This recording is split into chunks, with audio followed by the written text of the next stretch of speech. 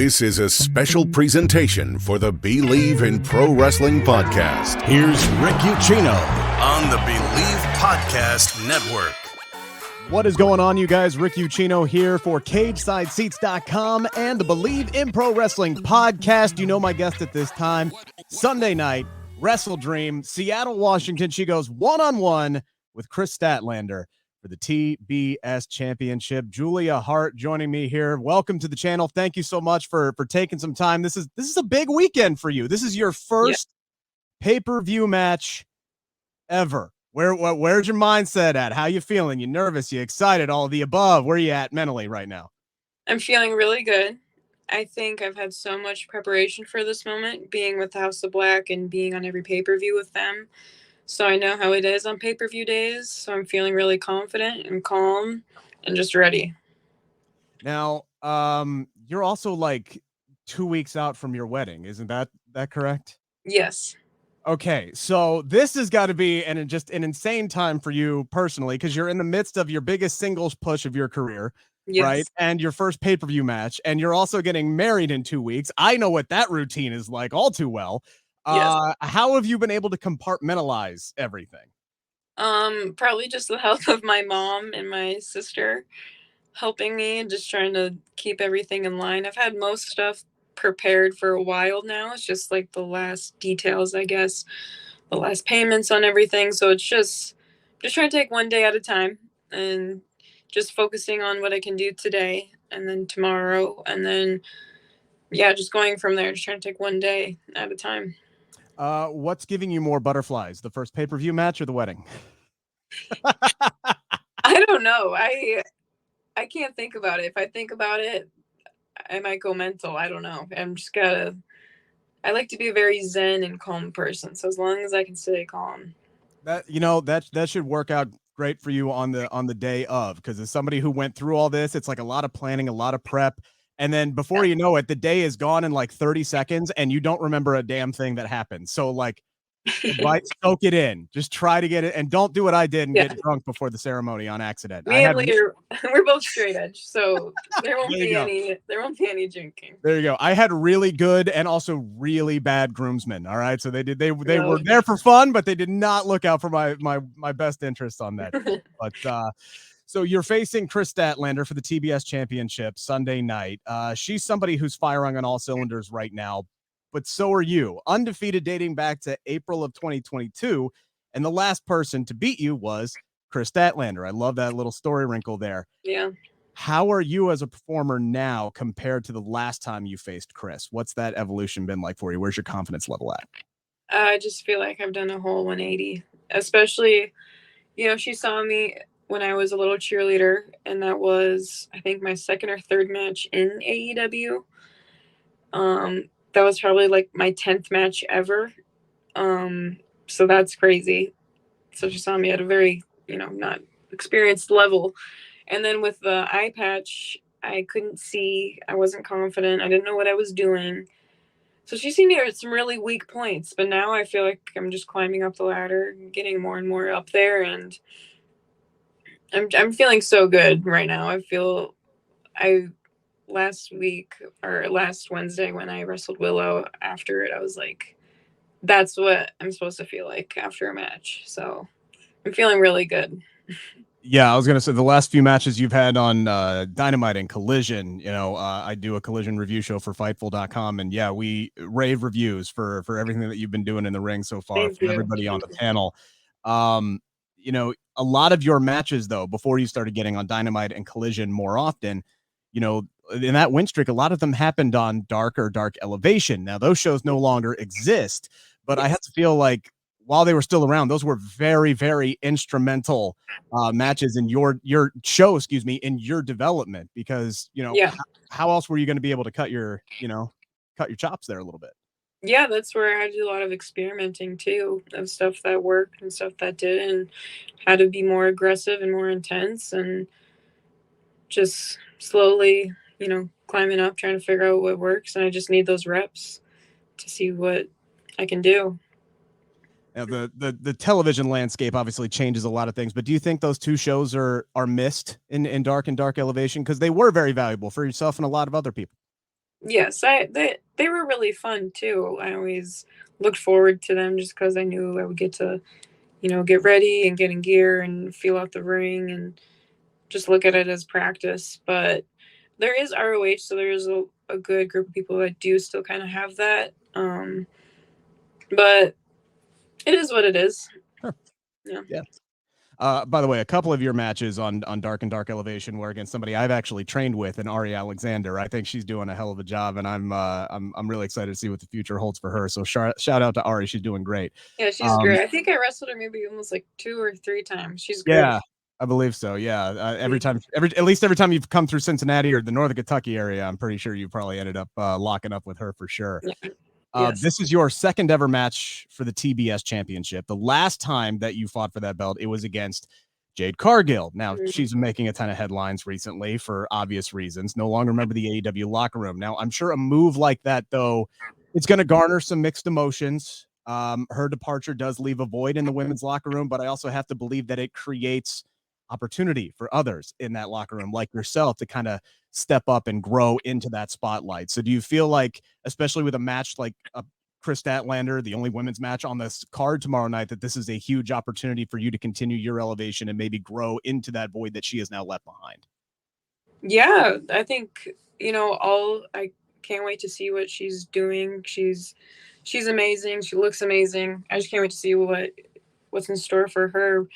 But yeah, as AEW goes, like for me, if they want me to fill in some type of shoe, I'm all here for it. I will do whatever. I'm going to come to work every week and they're going to tell me what to do and I'm going to do it. So if that's what they're telling me to do, that's what I'm here for. So yes.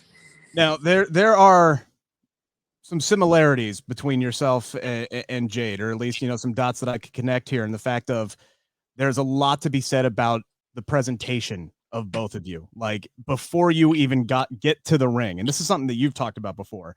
Like people are excited that you're there. It's like a show just to get you to the ring. So I guess there's multiple questions I want to ask about this, but I guess the first one is, how often does your own entrance music get stuck in your head? Because it's been playing in mine on repeat for the last 12 days.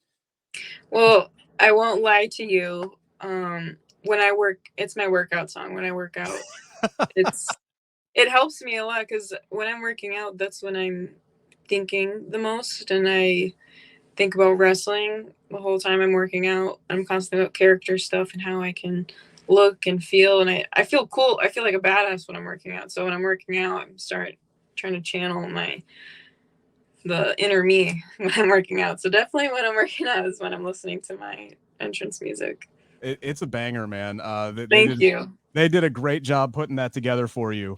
Yes, and Colin Young, he's amazing. Yes, shout out to him as well. But the entrance in and of itself, like I said, people get excited when you're coming down to the ring. And you said you feel like a badass when you're working out. You look like a badass coming down to the ring, especially with big Brody, alongside you and everything like that.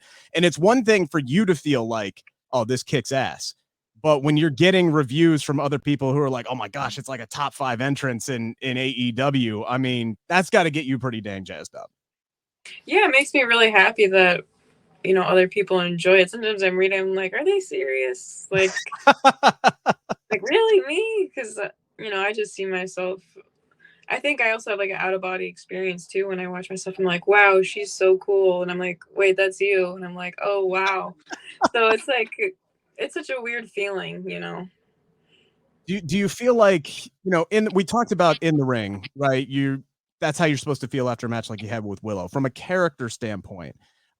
Because you always have an idea of where you want to go when you first start off doing something. You have been this evolution of Julia Hart for a while now.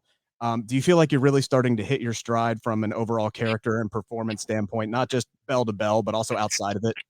Yeah, I feel like I still have so much more to give too, and so much more I can do with what I'm doing. And I get so excited about more things. I'm like, wait, just focus on what you're doing right now. Cause people like what you're doing right now. You don't need to keep doing too much. So I think I try not to get too ahead of myself as well, but I always have more ideas for later on if I do need more ideas, but yeah. And this character is vastly different than when we first saw you, show up as 19, 20-year-old cheerleader with the, varsity blondes. And, I don't think a lot of people expected, this version of Julia when you first showed up. When you were trying to come up with everything for this, obviously, some direction there with the House of Black and what they were already doing. But was there anything like movies or characters or things like that you watched to kind of get some inspiration from? Yeah, I think Wednesday was a big one for me. That I loved Wednesday. Sabrina the Teenage Witch, the Netflix series. How Okay. She's sassy and she's a little witch. Kill Bill. Uma Thurman's character. I love the confidence and the badass she has. So, and then Stevie Nicks, of course, with American Horror Story season 3, I pulled a lot of inspiration from. So that is quite the list. That is quite the list. Yes, I made a whole, when I first was experimenting with how I wanted to look, I remember I made like presentations. It actually looked a lot different than what it looks now. I wasn't wearing a hat. I had my hair slicked back. I had a little bit of different makeup, and yeah, it was a little bit different. Was not expecting to have the hat be part of my whole thing, but it works. So no, it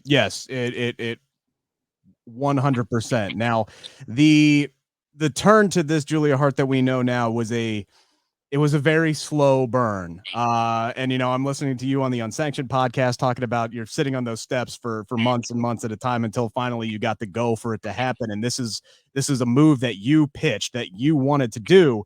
I'm curious though, as the days peeled off the calendar, was there any doubt that crept in about whether or not this was going to happen? And were you coming up with any contingency plans in case this is not the route that Tony Khan and the decision makers decided they wanted you to go? Because you were done being a cheerleader. So were you coming up with any backup plans to get out of being the cheerleader, regardless if you ended up in House of Black?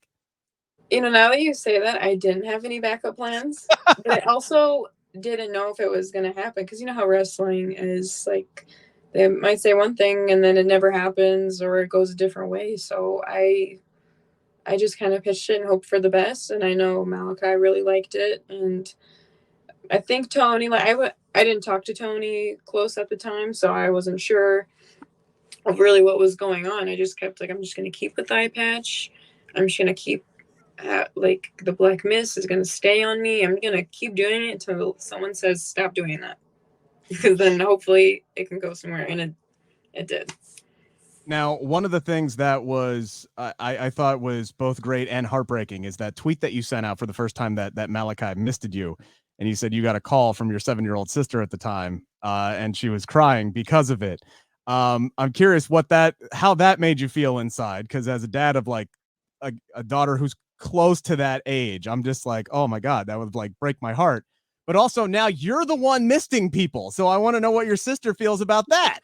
She's 9 now, so she's grown up a little bit, and she likes to dress up as me a lot, and she listens to my theme, and she loved it. At first she was scared, she didn't understand it, but now that my whole family's super into Halloween, so now she's starting to get Halloween and more of like spooky vibes, and she thinks I'm from Hocus Pocus. She thinks I'm cool, so now she thinks it's cool. She just doesn't ever want to see me get hurt, which is understandable, but yeah, she's fine now.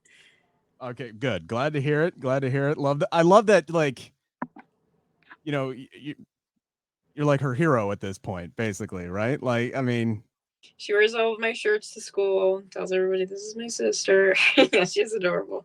That's great. I love hearing that. That's awesome. I know we're short on time. You got a match for Collision you're prepping for here, but I'd be remiss if I didn't at least ask about the 3 gentlemen that you hang out with on TV when they're all healthy. Hopefully everybody gets back and y'all can start, all firing on cylinders together here. But I mean, that's a wealth of knowledge between Malachi and Buddy and Brody. What's it like working with those guys? And there's something that really kind of sticks out to you that you've been able to learn from them that maybe you hope to pass on to the next generation of pro wrestlers when, you're like 34, 35 and you're like multi-time world champion by then? Oh, geez. They're just so great. I'm so happy that they took me under their wing and they, treat me like family. I'm trying to think of something that I think one thing I've learned a lot from is that how much the camera matters and how making sure your face is shown and facials and how to be aggressive and intense is definitely, and not so more of like, moves, but more so like putting everything you can into your character and taking control of what you can. So like the things I wear and what I'm doing and how I look. So just presentation is definitely something I've learned a lot from them. Well, you're absolutely killing it. I'm looking forward to this match between yourself and Kris. Win, lose, or draw, you got a big future ahead of you. Congratulations on the wedding coming up, and Thank good you luck. so And I much. hope to talk to you again down the line. Thank you so much. You were great. Thank you. Thank you.